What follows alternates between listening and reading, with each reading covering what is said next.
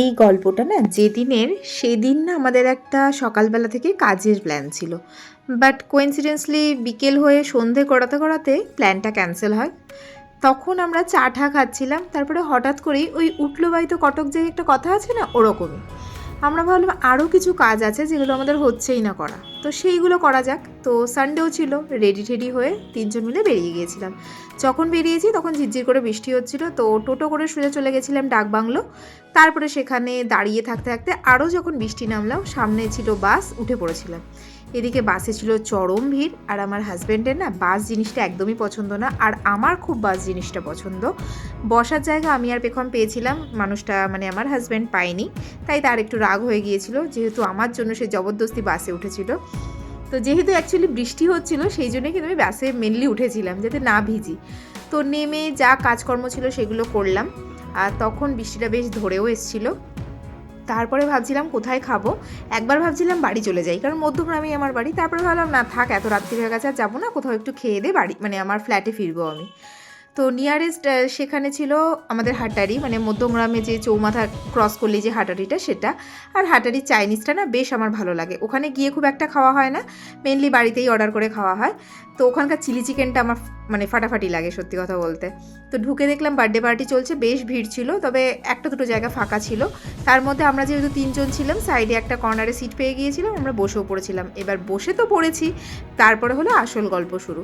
Starter আসতেই লাগিয়ে দিল 30 মিনিটস, কারণ বড় অর্ডারগুলো চলছিল যেহেতু বার্থডে পার্টি। আর আমাদের পরে না আস্তে আস্তে একদম ভর্তি হয়ে গিয়েছিল, বাইরে মেবি বৃষ্টি হচ্ছিল, ভিতরে পুরো লোকজন ভরে গিয়েছিল। আর সত্যি কথা বলতে খাবার খুব ডিলে হচ্ছিল সেদিন। পেখমের পছন্দের স্টার্টার্স আমরা বরাবরই অর্ডার করি, কারণ ও আস্তে আস্তে বড় হচ্ছে, ওর পছন্দটাকেও প্রায়োরিটি দিতে হয়। তো স্টার্টারটা ওই মেনলি অর্ডার করে, তো ফিশ ফিঙ্গার অর্ডার করা হয়েছিল, ওর খুব ফেভারিট।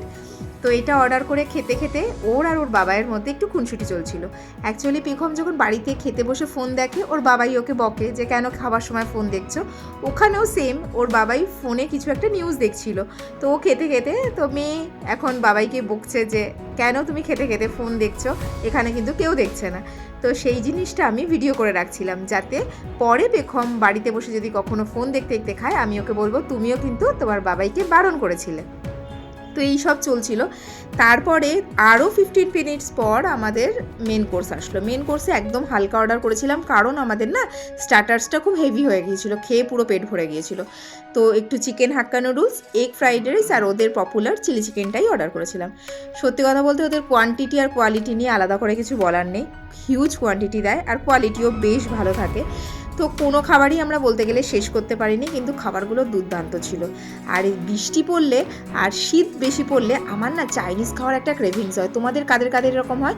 বছরে যে কোনো সময়, যে কোনো আনন্দে, যে কোনো দুঃখে, যে কোনো কিছুতে বিরিয়ানি আমার সঙ্গ দিলেও এই ওয়েদারে আমার চাইনিজ খেতে বড্ড ভালো লাগে। তারপরে আর কি খাওয়া দাওয়া করে বাকি জিনিস প্যাক করে তো বেরিয়ে গেলাম, দেখলাম বৃষ্টিও কমে গেছে। তো আজকে আমার গল্প এটুকুই, চলো টাটা।